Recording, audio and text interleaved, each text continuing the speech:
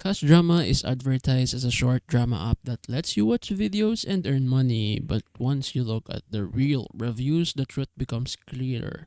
The app itself is legit as a drama streaming platform offering free short drama, comedy, mystery, and sci-fi. And then this is a drama streaming platform and highlights small cash perks as you watch. But here's the problem: the earning system is extremely questionable.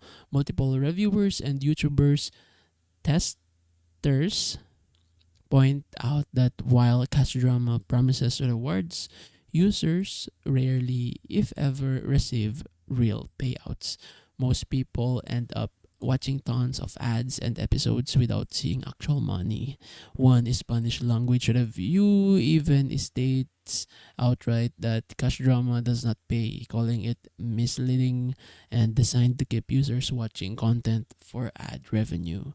Even in Google Play, the developer or the publisher didn't show the rating tab. Where's the rating tab here?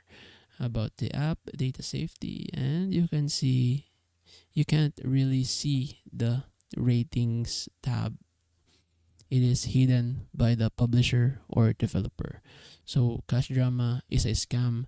Do not use this one because it is just a waste of time.